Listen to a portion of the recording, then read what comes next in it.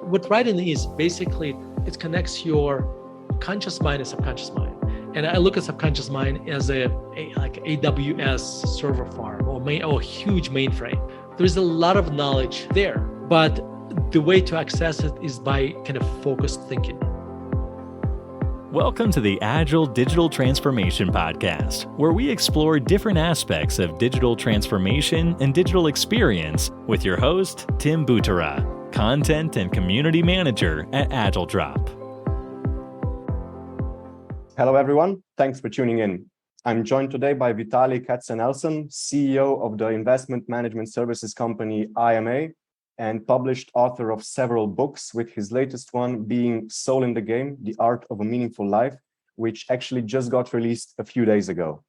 And we're in for an excellent conversation today, as we'll be discussing the key traits for leaders in the digital age. And we're going to spice things up with a few stories and lessons from Soul in the Game, which I had the great privilege of reading already, actually. Welcome, Vitaliy. Thanks so much for joining us today. It's a real pleasure having you on the show. I have to say, I really enjoyed Soul in the Game. It was a fantastic read. I really recommend it to everybody listening right now. And I can't wait to dig into the conversation with you. Just before we do, is there anything you'd like to add to my intro? No, well, first of all, it's a great pleasure talking to you. And this is one of my very first interviews about the book. So I'm very excited. And it was a product of love. So I really hope people read it and it makes a difference in their life. You can definitely feel that it was a product of love while reading it. And I can honestly say that it's made a huge positive impact on my life. And I'm honored that this is one of the first interviews that you have about it. Well, thank you. I'm glad I did. So let's start with more general topics, and then we'll discuss points from the book in the second part of the episode. Let me first ask you, since you lived for almost half of your life in Russia initially, and then moved to the US, and you kind of had a different experience of the American culture than someone who would really literally grow up there, how have you seen digitalization and digital transformation change the American culture and, by consequence, global culture? That is such a big question. So I'm going to try to bring it down to maybe from global to at least to me and to the United States. How's that? Okay. So I think the biggest change was the internet, obviously, right? And it was not just the internet. I think the biggest one, the biggest actually change was the kind of internet 2.0. And when I say this, I'm not referring to social media, which it could be, but actually I'm referring to iPhone and smartphones. And the reason it changes the way how we communicate. The iPhone and on other smartphones, they change how we communicate. They change how much time we spend with digital devices, and also what it does. So any innovation, like technological innovation, has good things and bad things.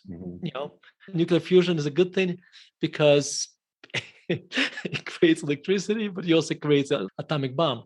So, I think we have to be very careful how we actually embrace technology, and we have to be mindful about this. Because if you're not mindful, basically we will be just attached to this phone, and you'll be going to dinner with your friends, and you'll be spending time on the phone, looking at texts, instead of actually spending time with people, actually one-on-one with people. So if you're not careful, it's going to pull you away from normal life, and actually it's going to make your life, the quality of your life, actually worse. You just you won't recognize it at the time. And one thing it does, it also fragments your time. Okay, so because we kind of get used to instant communication, that somebody calls us, we feel we have to respond. Somebody texts us, we feel we have to respond. The same thing happens with emails. So I think what's important thing to do is actually realize, just because somebody is calling you, unless it's an emergency, then you don't necessarily have to respond at this point in time. You can do this when it's convenient for you. And the same thing applies to every other method of communication. So you should basically look at the communication and try to make it so it works with your life. I have a friend who answers emails twice a day, at 10 o'clock in the morning and 8 o'clock at night. That's it. So when I email him, I know that I won't get an answer right away. And I'm work in progress. So when I'm giving advice, this is not like a superhuman who is almost functioning like this perfectly tuned computer. this is like somebody who's struggling as much as everybody else. What I try to do when I get emails from clients, and even if I can respond right away, well, a lot of times I do. What I do, I say schedule reply for the next day. Mhm. And the reason I do this because so they don't get used to the fact that I will, when they send me messages, they get a response right away, because that changes the dynamic of relationship.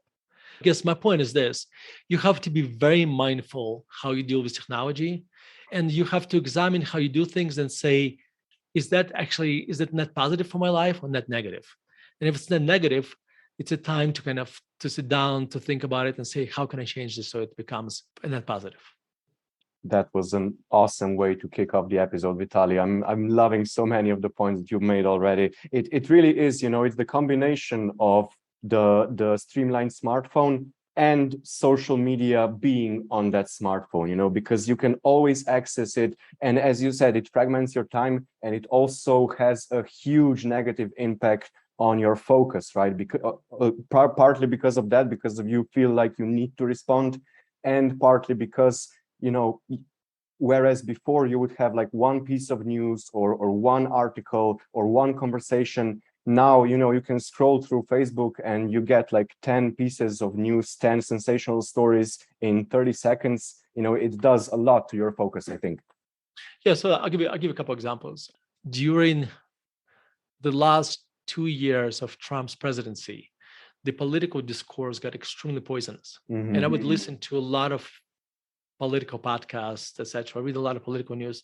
Then I realized that actually that was a net negative for me. Like, in other words, it would just get me frustrated. It would make me frustrated.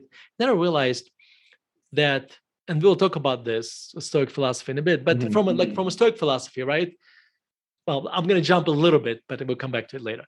The cornerstone of Stoic philosophy is this concept of dichotomy of control. There are certain things that are up to us, certain things aren't. Mhm. Okay. To most of us surprised, most things are not up to us. Who is going to become a president of the United States is not up to us. The only thing we can do internal to us is this. Once every 4 years, or once every 2 years, if you vote for president once every 4 years, you can go to ballot box and vote for the president of your choice, of your choosing. That's it. Okay. You arguing with your neighbor about the president, or with your friends, or you listening to political podcasts all the times, unless you really find it, energized by this, which I wasn't. I was drained by that. Then I just put it in the external column and say it's not up to me. Therefore, is actually, and then there is another way to look at it. We only have so many minutes given to us by time. Okay. That's it. This is like one of the time is with the biggest equalizer of all, right? So we can spend it on things that enrich our life, that have, let's say, an investment in our life, or things that are basically have empty calories, that basically help us to pass time, and that really have no lasting impact. Okay, it's like weather. Like, just think about you trying to debate and monitor tomorrow's weather. Okay, let's think about it. I mean, you do it every day, and then tomorrow comes, all this energy you put in, it's gone, right? Like, because it's became, tomorrow's weather becomes today's weather and yesterday's weather. So that's kind of my long answer to your terrific question. No, but it was great because it was a perfect transition into the next question, which is about stoicism and mindfulness, which you already started talking about. So I assume that stoicism and mindfulness are super important.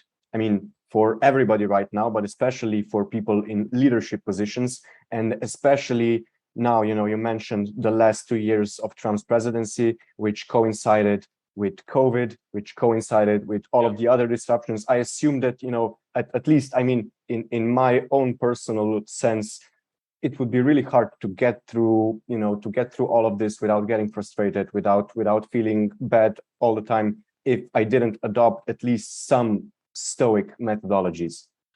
Yes, I think Stoic philosophy could help you, kind of a normal human being, kind of going through daily life at any point in time. It's also what can help you tremendously as an executive, or as or busy worker. So let's talk about Stoic philosophy, the kind of on a very high level. It's a 2,000-year-old philosophy. They started in Greece, but a lot of Stoics lived in Rome.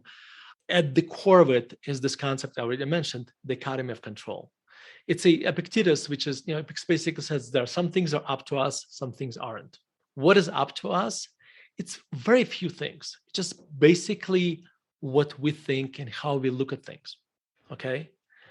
Everything else, what your rental car clerk tells you, what your wife tells you, what your coworkers do, if your telemarketer calls you or not, your kind of everyday interactions, the only thing is up to you is how you react.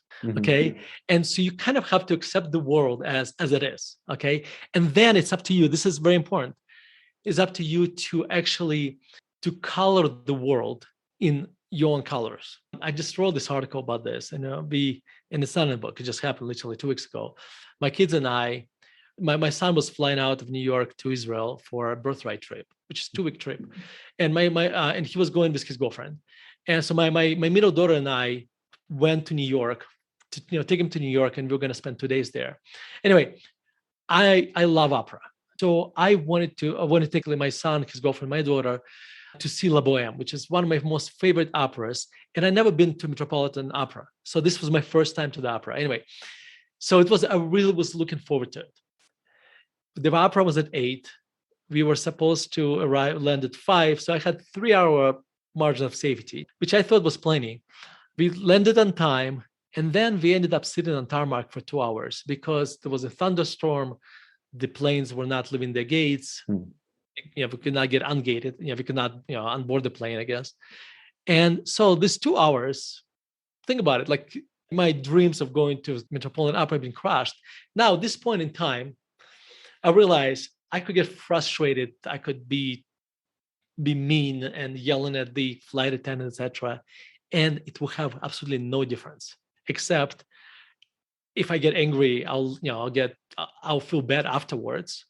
I'll embarrass myself in front of my kids, and I'll waste. And at the time I didn't know how long I'm going to waste. I'll waste this time because I won't get it back. And the most important part, nothing's going to change. I'll be at that gate. I'll be sitting on this plane for as long as I'll be sitting on this plane. If I'll make it to the opera, I won't. Not up to me. So, what I did, I basically put my headphones back on and, kept writing on my laptop. Then after a while, I ended up spending some time with kids.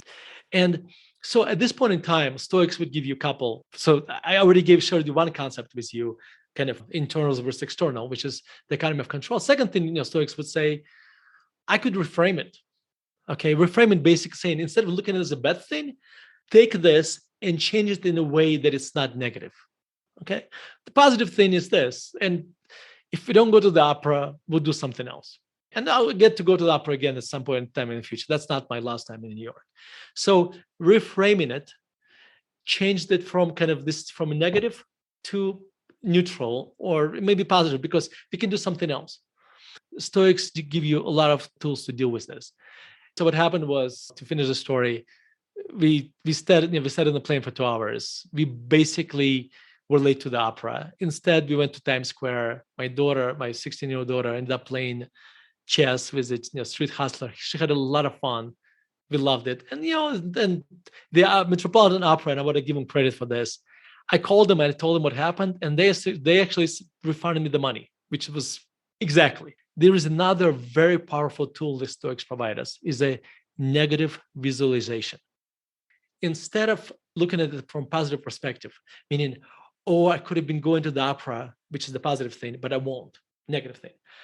You could say, well, yes, I won't be going to the opera, but is that really the worst thing that could happen to me? Really? And this is going to sound horrible. As I was writing the article, I read the headline that 19 kids died in a school shooting. And I was thinking about it, how many of those parents would have paid or give all the money just to spend extra 30 minutes with their kids? I know it's this is not something you want to visualize all the time, and I really don't. But the point is, there are so many other things. Your imagination doesn't have to be that wild to imagine that there are worse things in life than sitting in an air-conditioned plane for 2 hours with people you love, and missing the opera. So see how Stoic philosophy, what it does, it's almost like an operating system for life. that gives you these tools just to deal with your everyday life. And all it does just reduces the volatility of your negative emotions. In other words, it doesn't make you numb to life. It's just, it helps. It's almost like this jiu-jitsu, aikido, where people, like, life is coming your way, and you, instead of fighting it and getting hurt, you kind of, the things that are negative, you let them kind of let you pass you by. That's what Stoic philosophy is for me. So now, as let's say you're a manager and you have people working for you, it's almost like there's just so many things, there's so many different concepts, exercises, and Stoics offer you. But just one thing you want to realize, that the way people behave is completely, it's not up to you at all. All you can do, all you control is how you respond to them. Okay, and once you realize that, you start taking things personally. Can you imagine there's 7 billion people in the world? So were you really born and thinking, once I start managing people or interact with people, they're all going to behave in a way that's going to perfectly align how I want the day to unravel? Totally awesome. It's awesome because, I relived so many of the most amazing parts from your book while you were telling all this, and you saw me just nodding crazily in approval with everything. So yeah, I have a lot of stuff to say, but it's too much to cover in this one episode, because we actually have a lot more very interesting questions. So I'll just move on to the next one. How important are communication skills for effective leadership in the current time? And especially, because the role of written communication, I assume, has changed a lot with this move to more and more asynchronous collaboration, asynchronous communication. I'll give a couple answers. One thing I learned about being a parent is that kids pay attention not to what you just say, but what you do. Mm-hmm. And I hate to use this analogy I'm a CEO of a company. And it's a small company. And the reason it's important, because the culture basically comes from the founder or from the CEO. Like, that's a lot of it does. So what I say is not enough to my employees, for instance. They also pay close attention to what I do. I have this one life principle kind of that I'm not always good at. But I always try to improve, and I'm getting better over time, actually. Be kind, okay? Sometimes a telemarketer calls you and you're in the middle of something and you just not kind to this person, okay? But the thing is, the way you interact with the outside world is a muscle, meaning that the more you do the same thing over and over again, you train yourself to behave in a certain way. So I train myself to always be polite with the telemarketers. And more importantly, my employees see me talk to telemarketers and they get a cue, like my kids do. Like, again, I don't want to put my employees and kids in the same category, because it's going to belittle employees or kids. Okay, they'll be listening to this. Great. No, but the point is, we do this all the time. We've been trained as a kids to just basically to observe others, right? Mm-hmm. And so my point is our communication does not just start with letters; it starts with our behavior. That's a point number one. Point number two, let me tell you about IMA and what we do. And that's important to understand how we communicate. Sure. So IMA is an investment firm based in Denver. High net worth individuals come to us and say, Vitaliy or IMA, here's my life savings. That's all the money I'm ever going to make. Please grow and don't screw it up. So my goal is to grow their money and don't blow it up, which is incredibly important, because these people will not make any more money. That's it. That's all they got. So now, let me give you this analogy. I had a client in my office who used to be a pilot. And I was telling him how I'm actually afraid of flying, meaning I fly all the time. Like, I do this a lot. And on a logical level, I understand that the planes are very, very safe. They crash very rarely. So that's logical. On a psychological level is this: when I'm up in the air and it starts vibrating and shaking, I become a little bit more religious. Okay. The client said, when I flew plane, I was never afraid of flying.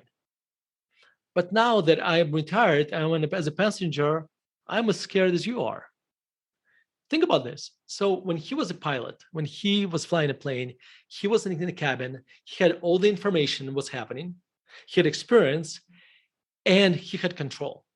When you're on a plane and turbulence happens, what the pilot's job is to explain to people who may not know as much as about the pilot does about flying, that this is nothing to worry about.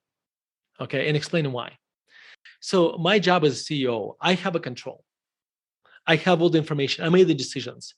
Now my job through communications, through my letters, is to bring clients as close as possible to the cockpit. It's still I'm the one who's making the decisions. I'm the one who has the control, and that ultimate responsibility is on me, not on clients. But through my letters, I try to bring them as close as possible to the cockpit. So let me tell you how I do this. So about 4 times a year, I write letters to clients that are literally 30 pages long. And in these letters, I go through, and we own stocks. I mean, so our clients would own about 20, 30 stocks in their portfolio. I go through every purchase and sale decision we made. And we don't just say I bought XYZ stock and sold DYX stocks. No, I say we bought this stock and here's why. And here is my analysis. This company, here's what happened.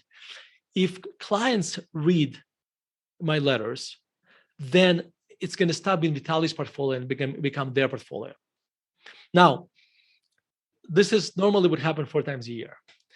In March and April of 2020, when the pandemic hit, I went from writing letters 4 times a year to writing them once a week. Wow. They were shorter letters, but I was basically sharing with them, kind of imagine you going through the storm, and I'm basically saying, here's how we're looking at the storm. Here's what we're doing. Mm-hmm. Don't worry. And I think this communication is incredibly important, because what I bring to the table, not just the financial part where kind of we grow their wealth, etc. It's actually, my goal is to reduce the volatility of the blood pressure. And the way I do this is by communication. You basically help them approach the situation more stoically, right? Because you said that you reduce the volatility, and you use the same expression before for volatility of emotion. And it's got a lot to do with transparency, right? So it's not just communication, but how you communicate, right? There has to be alignment between what you say and what you do, because I mean, you already pointed that out initially. Never thought about this way, but let me do this. Let me apply. What I do, I try to reframe the situation in the way I see it. So in other words, like in March 2000, it didn't matter what you own, by the way. Like, it didn't matter what stock. If you own the highest quality company with a lot of cash, it didn't matter, it still declined. Because there were just an enormous sell-off in the market. So my job was to reframe it from your portfolio declined by X%, or this stock declined by this, oh my God, to, well, the opinion of the market today is this. Here is why we think this is wrong. And it's actually, so my job is to kind of, Stoic will say, I reframed it. And my communication is actually, a lot of it is reframing them to think about their portfolio in a certain way. So as a value investor, you basically, you have to have a long-term time horizon. You need to keep reframing that, reminding them that, they need to have a long-term time horizon. You look at businesses not as just pieces of paper that trade on New York Stock Exchange or whatever, but as businesses. And that's exactly how we analyze companies. And this is what my communication does. Constantly reframes the situation or the message for them to look at a portfolio in a certain way. Mm-hmm. And at the end of the day, everybody will be happy, because I can make decisions, long-term decisions, and they will stick long enough to bear the fruits of these long-term decisions. Yeah, that makes sense. And one of my favorite points from the book was the story about how you fried the database on your first job. And the very interesting bit was how your boss responded to that. Can you recap the story here for us and tell us the most important lessons from that day? We came to the United States in 1991. So I think at this point I was a freshman in college, or junior in college. And I got a job working for an investment firm. And the reason they hired me because I had good computer skills. But my computer skills had their own limitations, because I was self-taught, and I was good with software. I wasn't necessarily good with hardware. So I remember this is the time where you had network. So I was working for a small investment firm, and there was, I don't know, maybe 6, 8 people in the firm, and they had a server, and the server basically had a database there, and it had a program that ran the investment firm. Just think about this, okay, had all clients' accounts, everything. And one day we needed to change a video card.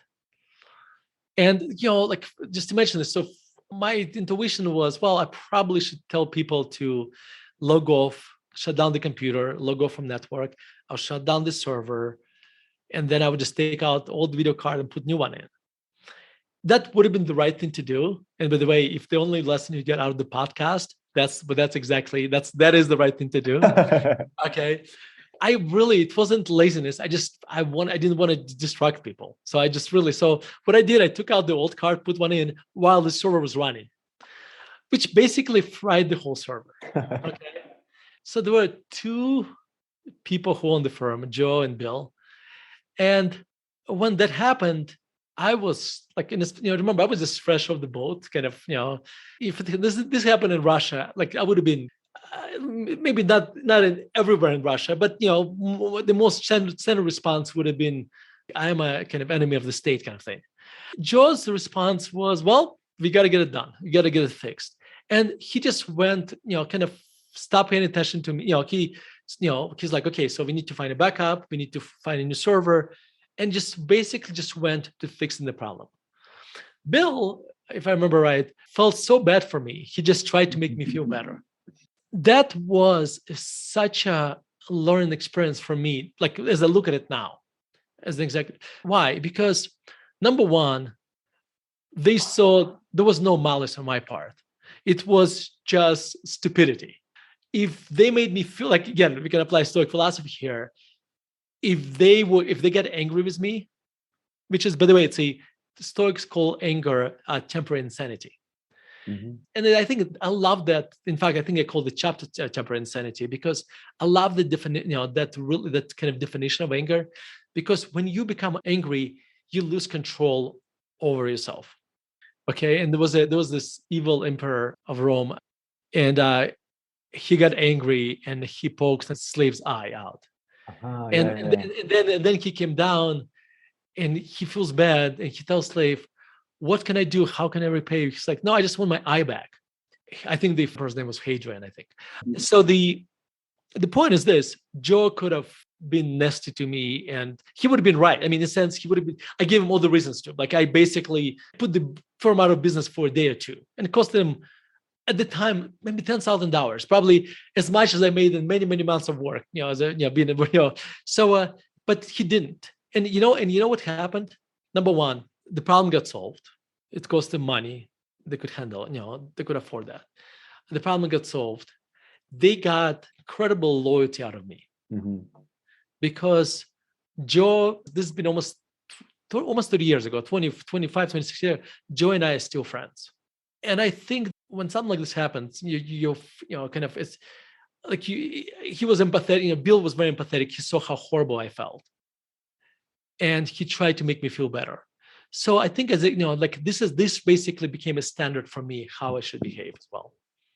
Yeah, I definitely, like, when I was going through other parts of the book, I often remembered this story about how your boss responded, and just kind of immediately notice that this was exactly the leadership mindset and the leadership approach that you adopted yourself, and that you are consistently using, because the lesson was so strong that day. Yes, and I try very, very hard to do this. I hope I can live up to the standard all the time. Probably don't, but I get close. I try to be as close to it as possible. I think if you're this, let's say, critical of yourself, I think that you're doing a great job. Very kind. Another very interesting point that I wanted to cover was pain being an integral part of growth. Let's talk about this for a bit. All right. First of all, we need to define, you have 2 types of jobs, and at the extremes. Mm-hmm. You have jobs where there is a creativity, and you have jobs where there is no creativity.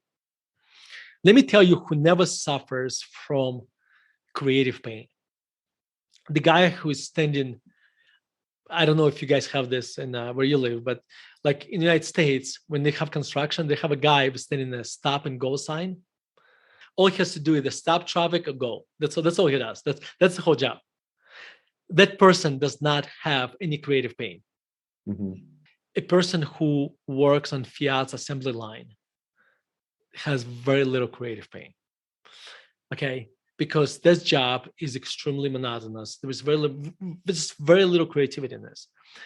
Like, and now as you progress into more creative jobs, and being an executive, by the way, is a creative job too, Mhm. because it's not everything is non-linear, Mhm. right? Then you're gonna at some point in time you experience pain. Being a if you run a startup, if you're a CEO, if like if you are interact with the fragility and inconsistency of the outside world, there'll be time when you experience pain.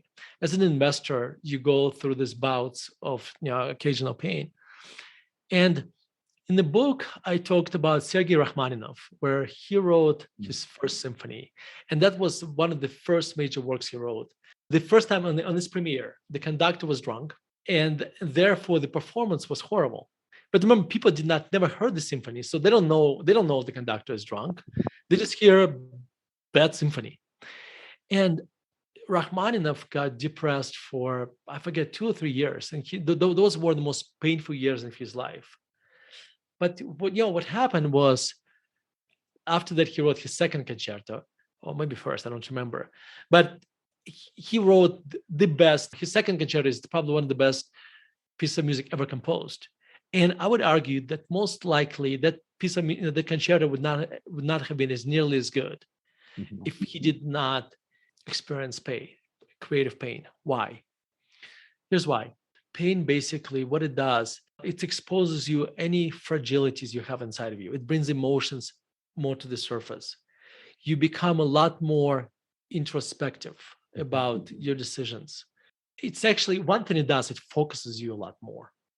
So you got to be careful. You don't want pain to destroy you. If you look at pain, that first of all, you have to, the Stoics would tell you that everything bad shall pass. Like pain doesn't last forever. But so you have to be aware of this. In the book, I discuss 2015, which was one of the most painful years of my life as an investor. And in the hindsight, even though at the time I would have traded that pain for anything, in the hindsight today, I think that was probably one of the most important years of my life because I grew as an investor tremendously. Our investment process has improved. It's very difficult to quantify this, but tremendously, because in 2016, I could objectively look at the mistakes we made and things I learned during the painful period, and I was able to grow. Mm-hmm. And I think that's what pain does. It's this it's a unpleasant fertilizer that at the time, like, smells horrible and you don't want to be around it. But at the end, it makes you grow. If you are doing anything creative, just like you go through life, you're going to face people who are unpleasant, who mistreat you, these kind of things. If you do anything creative, you have to accept the fact that at some point you're going to have a painful period of time. You should accept that as just part of the journey. And instead of trying to forget about this, you should look at this and try to see how much you can learn from this. But the punchline here is don't waste your pain. That's what gives you an opportunity to grow. Yeah, I knew I had to include this part. By the way, have you seen Whiplash, the movie? No. I think that it really, really exemplifies and embodies this concept of pain as growth. I won't spoil anything, but those listeners listening right now who have seen Whiplash, I'm sure you all agree with me 100%. And you also all want Vitaliy. Awesome. I wrote it down. I'm going to watch it. Awesome. This has been a fantastic discussion and we still have a little bit more to go. Now I want to move, like we've covered a lot of awesome lessons, awesome tips. And I just want to ask you before we finish up, do you have any other tips for personal and professional growth that we haven't covered yet? So, let me tell you what worked for me. And I know it's not going to work for everybody, but if I could look back in my life, and I'm still young, but if I can look back on the last 30 years of my life, what is the most important thing that happened to me professionally? One thing, by far, writing. it has transformed me as an individual. Why? Because I say this in the book many, many times. I repeat this many, many times, but because that's so important, was so important to me. I write about 2 hours a day, every single day, almost no exceptions.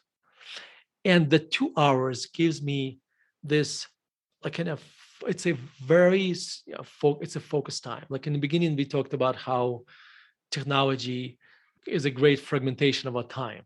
Well, for writing is basically, it's kind of the anti-technology in the sense that it allows me to focus. It allows me just to think about something very deeply. So if I have any insights, I promise you, if I have not written about them, if the writing did not force me to think about them, I wouldn't have them. Mm-hmm. And what writing is basically, it's kind of, it connects your conscious mind and subconscious mind. And I look at subconscious mind as a like AWS server farm or huge mainframe, where there is a lot of knowledge is there, but the way to access it is by kind of focused thinking. In my case, it's writing. So my advice would be for anybody, just start writing, and you can write for yourself. It doesn't, you don't have to publish it, but start writing every day. Start small, start 5 minutes a day, but just create this habit of writing. And so that's kind of my advice I give to my kids, and that's why, guys, that's the advice I would give to anybody. Just write. I think it's a very sound piece of advice. It's one, as a person with a linguistic background, with a lot of interest, with, I'm a content marketer. I run the blog for Agile Drop. So I'm biased here, obviously, but I definitely agree with you here, Vitaliy, that, writing, and as you said, whether you write for yourself, whether you write to publish it, whether it's just, even just something as simple as a diary, or just like you having a journal where you keep your thoughts, or if you write, I think that with a lot of habit formations, the trick is, tricking yourself. You have to do something like, oh yeah, I'll just write, one sentence a day. And then, you write a sentence, but then you're like, oh, maybe this is not enough. Maybe I should do a little bit more. And, you'll always write that one sentence. I feel a lot of, like, a big part of life. Like, I've been last 10 years, I've been probably thinking a lot more about self-improvement as I got into my 40s, 9 years. And a lot of self-improvement is just really tricking your mind. Mm-hmm. Like, it's like, if you were computers, all you had to do is just write a new program and it just gets done. Well, we are not computers. That's a good thing, actually. But you have to train yourself. When you think about working out, right? We're trying to grow muscles. Well, our brain is a muscle that needs to be conditioned. I love that you brought up working out, because this is the exact technique that I use when I try to force myself to work out. It's like, what's the most basic thing I can do is, do a 1 minute or 30-second plank, right? That's, you don't have to move anything. You're just in place. And then you're already in the position where it's really straightforward to do push-ups. And so you just do 10, 20 push-ups. And then you already did half of the workout, and then you just do the whole thing. Why not? Let me tell you how I got myself to do almost 60 to 90 push-ups a day. Wow. Not at once, but but you'll see how. So I found myself, this is probably a year ago, that I drink a lot of coffee. I love coffee. And the irony of this, I don't even drink it for caffeine. I just like the taste of it. And so I was drinking literally 6 cups of coffee a day. And I was thinking, how can I drink less? Because every time I would get bored, and in fact, in a lot of times, drinking coffee was something I did when I got bored. So here's what I did. For every cup of coffee now, when I'm at home or at the office, I have to do 30 push-ups. Whoa. So now I do 60 to 90 push-ups a day. So think about what happened. So in other words, make a cup of coffee, can't drink it unless I do push-ups. So now, first of all, I can't drink it mindlessly, right? Because now there's a cost attached to it. Mm-hmm. Here's what happens. I drink less coffee and I do 60 to 90 push-ups a day. Everybody wins. I linked one arguably bad habit to a good one. Reduced my bad habit, increased my good habit. It's a win-win. Awesome. And this is actually the perfect way to round off our discussion, Vitaliy. Just before we finish the call, if listeners wanted to reach out to you, if they wanted to learn more about you, if they wanted to order Soul in the Game, where can they do all that? Well, okay, so they can order Soul in the Game on Amazon, whatever. anywhere. But what I would advise they do, so order the book on Amazon or any bookstore or bookshops.org, whatever. Order the book. Then go to soulinthegame.net. And there will be instructions how you can get 4 new chapters that I wrote after the book already went to print. Those actually ended up being very good chapters. So you can get 4 additional chapters to the book. So if you go to soulinthegame.net, people who listen to this love to listen more than like to read, which is great. I have a podcast, which is what I call a lazy man's podcast, because all it is, my articles are read to you by another fellow, not me. If you go on investor.fm, you can start listening to my podcasts. You can to my articles basically. And last thing, if you'd like to receive my articles by email, you can go to contrarianedge.com, contrarianedge.com, and then you can start getting my articles by email. Awesome. I'll make sure to link everything. I'll also send me the link to the article that we were talking about that you wrote recently. It's right on contrarianedge.com, and it's called "Sitting on the Tarmac in the Land of Stoicism." Oh, okay. Very fitting then. Vitaliy, I'm so glad that you contacted us and that we got this rolling. This has been a fantastic discussion. Thank you so much for joining us today. Tim, absolutely. It's been a pleasure. I couldn't agree more. And to our listeners, that's all for this episode. Have a great day, everyone, and stay safe. Thanks for tuning in. If you'd like to check out our other episodes, you can find all of them at agiledrop.com/podcast, as well as on all the most popular podcasting platforms. Make sure to subscribe so you don't miss any new episodes, and don't forget to share the podcast with your friends and colleagues.